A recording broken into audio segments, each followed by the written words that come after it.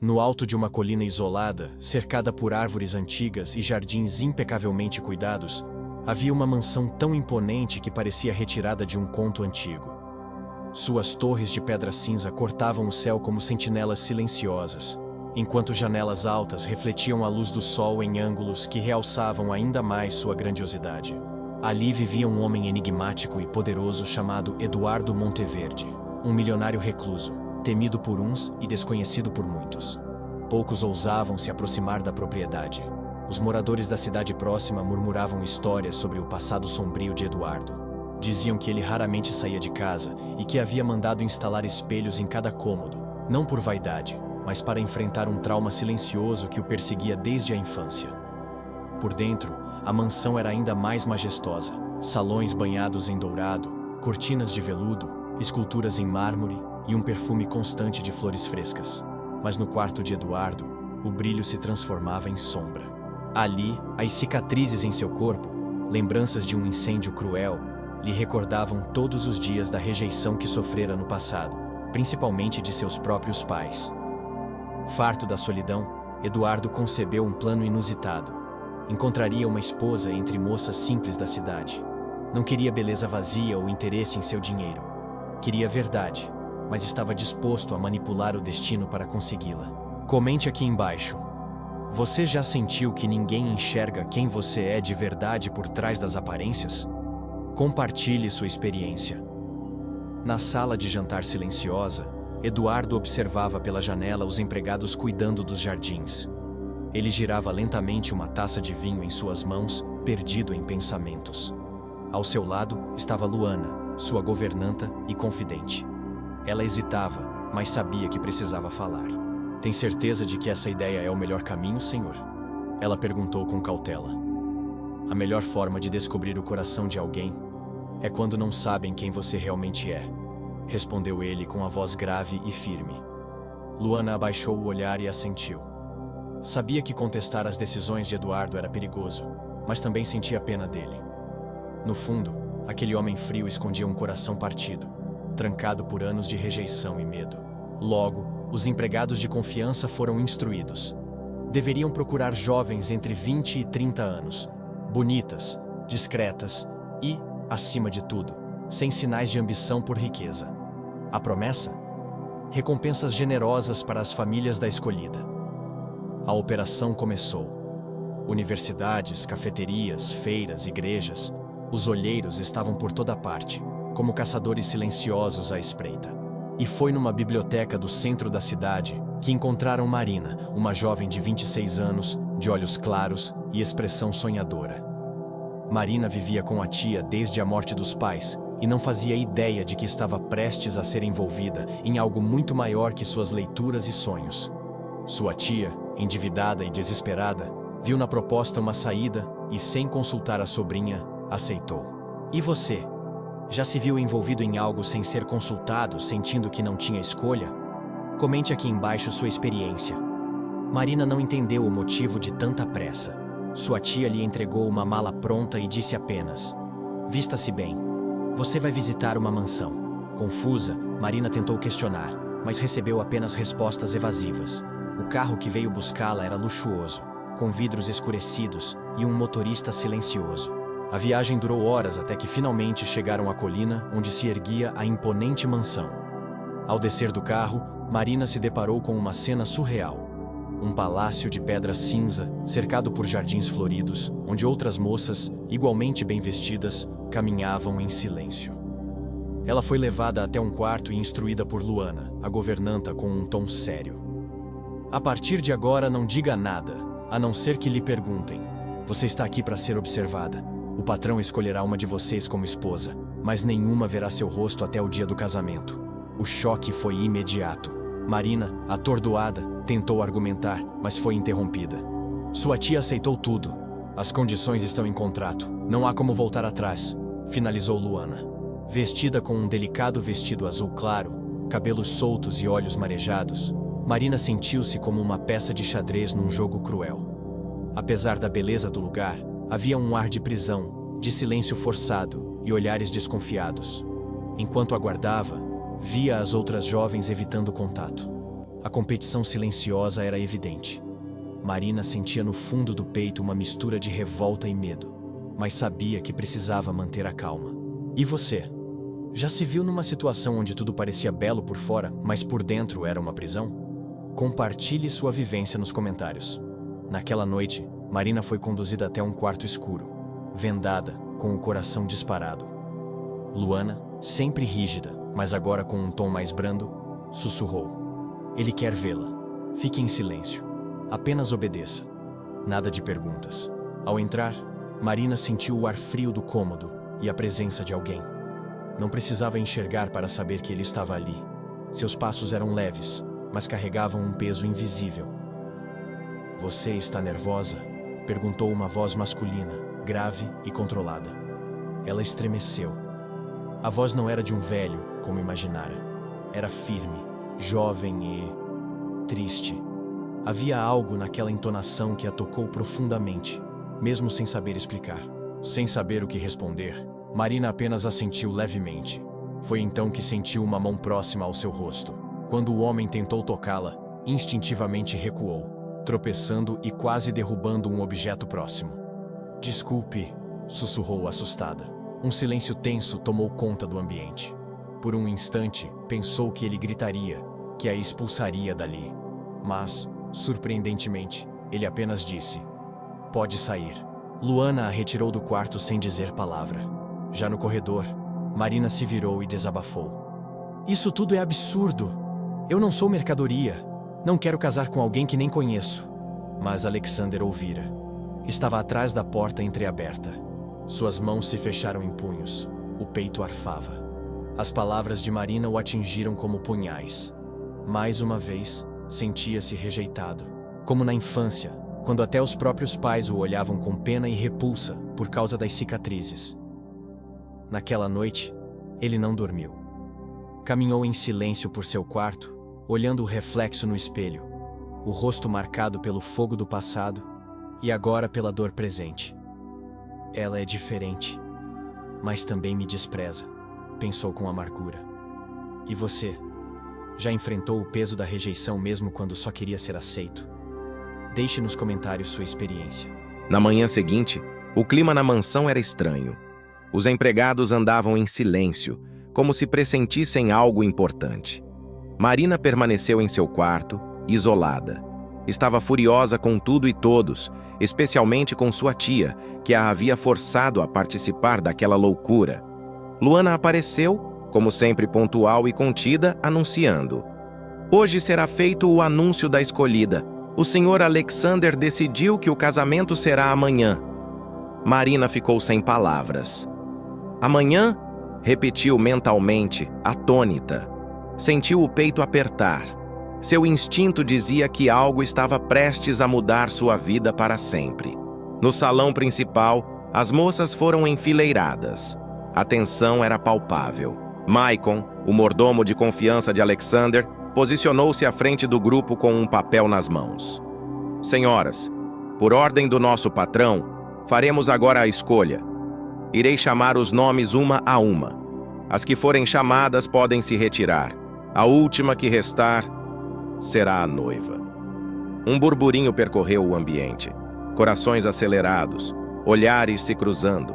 Nome por nome, as moças iam sendo chamadas e levadas para fora da sala. Marina manteve a cabeça erguida, mas por dentro se debatia entre a incredulidade e o pânico. Quando restou apenas ela, Maicon levantou os olhos do papel, encarou-a com solenidade e disse: "Parabéns, Marina. Você foi a escolhida. Amanhã se casará com o Sr. Alexander Lancaster, e um novo capítulo começará em sua vida." As outras moças, já afastadas, observavam de longe. Algumas aplaudiram com falso entusiasmo, outras a olharam com inveja, e algumas murmuraram palavras ácidas. Marina, porém, não conseguia sorrir. Voltou correndo para seu quarto, trancando-se. Luana a seguiu, batendo à porta. "Marina, você não está feliz?" Do outro lado, ela gritou: "Feliz? Como eu poderia estar? Vou me casar com um homem que nunca vi. Isso é um absurdo. Eu odeio esse Alexander Lancaster." Do lado de fora, Alexander ouvia. Passava pelo corredor quando escutou a confissão. parou. Suas mãos tremiam, os olhos se fecharam com força. Cada palavra de Marina ecoava como uma sentença cruel em sua mente. O velho sentimento de rejeição voltou, avassalador. A dor se transformava em raiva, como um veneno se espalhando pelas veias. Ela vai pagar por isso, pensou com amargura, escondendo-se novamente na solidão de seu quarto, como fizera tantas vezes. O grande dia chegou. Marina foi vestida por mãos delicadas, que pareciam ignorar o turbilhão dentro dela. O vestido era deslumbrante, feito sob medida em poucos dias. Renda francesa, seda pura, bordado com pérolas. Mas para ela era um traje de prisão. No altar improvisado na capela da propriedade, os convidados estavam sentados, silenciosos. Alexander, como sempre, não estava visível. Marina se perguntou se ele haveria apenas no momento dos votos. Seu coração batia tão rápido que parecia querer fugir do peito. A música começou. Marina entrou, os olhos fixos no chão. Quando parou diante do padre, ergueu o olhar, mas ao seu lado, o espaço do noivo ainda estava vazio. Um murmúrio correu entre os convidados. Minutos depois, as portas se abriram. Alexander surgiu caminhando lentamente, vestindo um terno impecável. Seus olhos estavam frios, distantes. Seu rosto revelava tensão e orgulho ferido. Marina o olhou pela primeira vez. Ele era mais jovem do que esperava. Alto, imponente, com olhos sombrios que pareciam esconder séculos de dor. Mas ela também notou algo mais, um traço de solidão profunda. Algo nela estremeceu. "Está tudo bem?" perguntou ela num sussurro, surpresa por si mesma. Alexander não respondeu. Apenas assentiu com a cabeça e olhou para o padre. O casamento aconteceu em silêncio. Marina disse o sim com a voz trêmula. Alexander disse o dele como quem assina uma sentença. Quando o beijo foi anunciado, ele apenas encostou os lábios na testa dela, friamente. Após a cerimônia, foram levados para um jantar privado. A mesa era grande demais para dois. O silêncio entre eles era desconfortável. "Você realmente não queria estar aqui, não é?" Ele perguntou, cortando o silêncio. Marina encarou-o com firmeza. "E você queria?" Alexander riu com sarcasmo. "Eu sou o milionário solitário, lembra?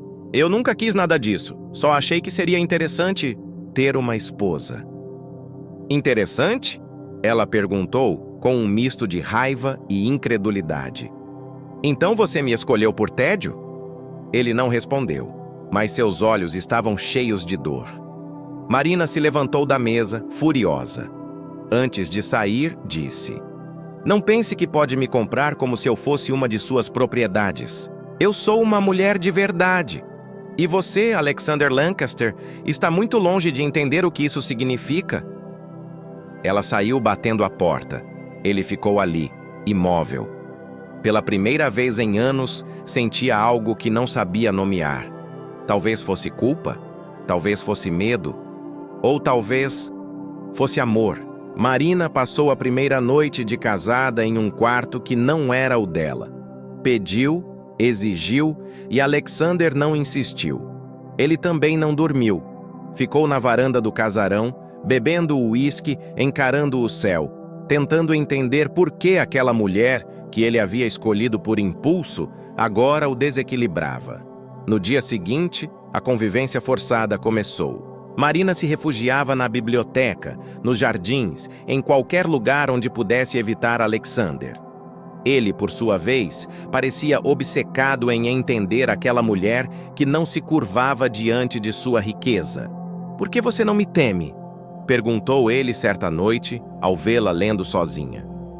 "Porque medo é para covardes", respondeu Marina, sem desviar os olhos do livro. Ele se aproximou devagar. "E eu sou um covarde? Você não sabe quem é. Esconde-se atrás do seu dinheiro, das suas paredes, das suas ordens." "E você?" retrucou ele, se sentando em frente a ela. "Por que está aqui, então?" Marina fechou o livro lentamente. Olhou-o nos olhos como se invadisse sua alma. porque minha irmã precisava, porque minha família precisava. Mas não pense, nem por um segundo, que estou aqui por você. Alexander suspirou. Aquela mulher era como fogo, impossível de controlar, mas impossível de ignorar. Nos dias seguintes, começou a observá-la em silêncio. Marina tinha o dom de transformar tudo à sua volta. A biblioteca, antes empoeirada, agora estava viva. As flores no jardim pareciam crescer mais vibrantes depois de suas visitas. Os empregados começaram a sorrir mais. Ela era luz. E ele, sombra. E isso o assustava.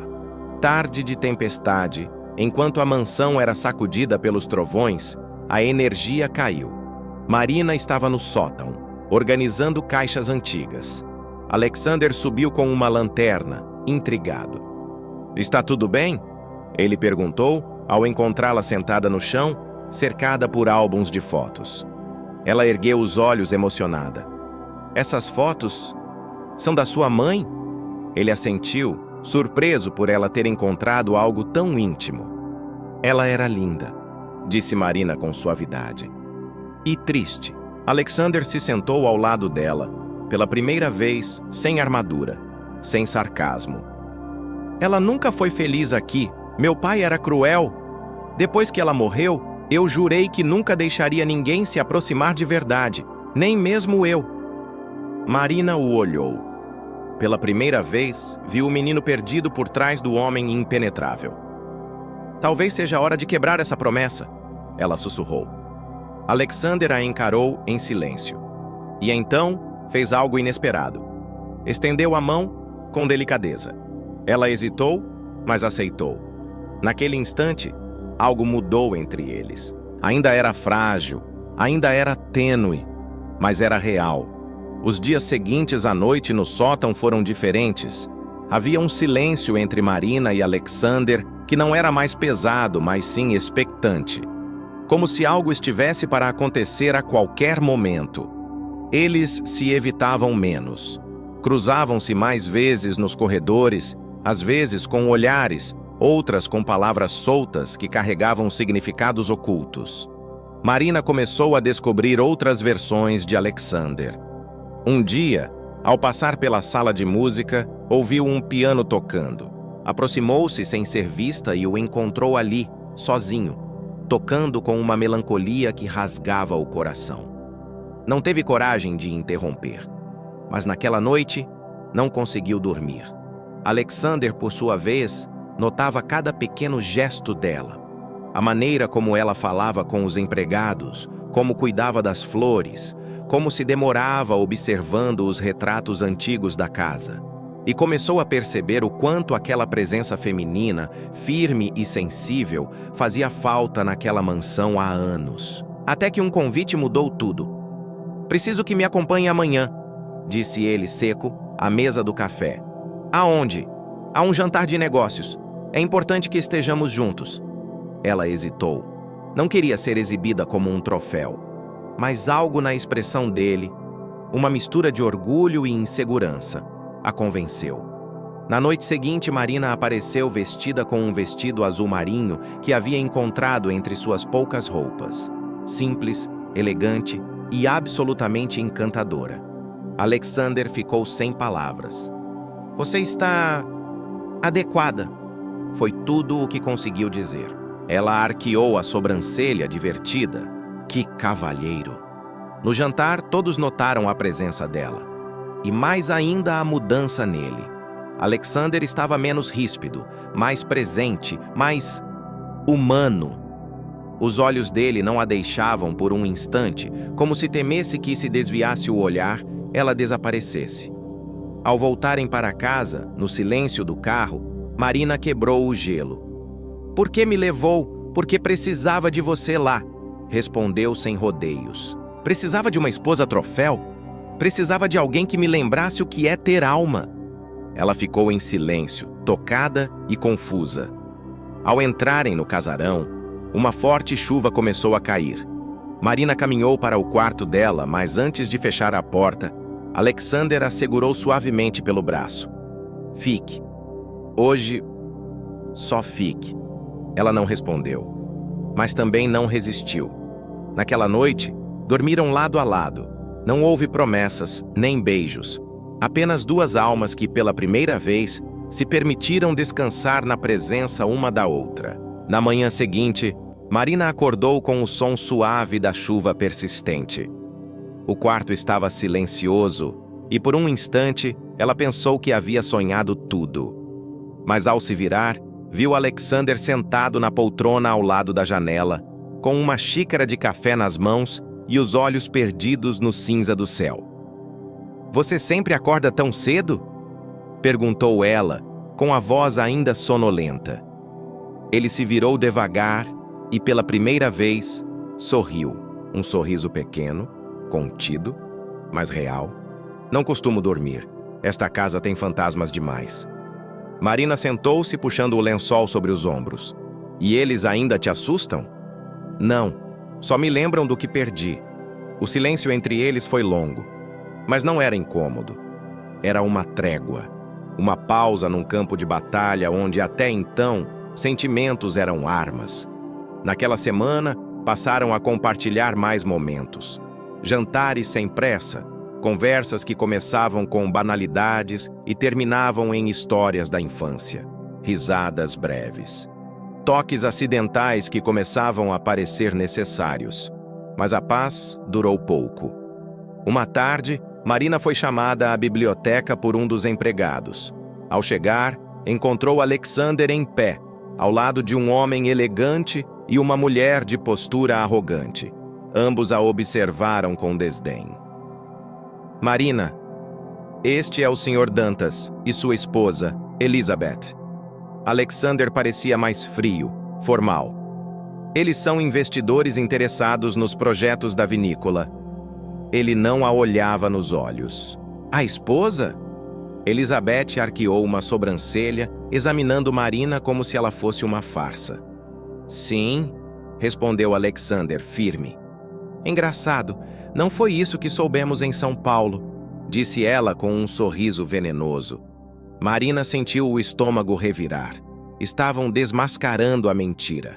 Mas Alexander não hesitou. "Eu não dou satisfações sobre minha vida pessoal.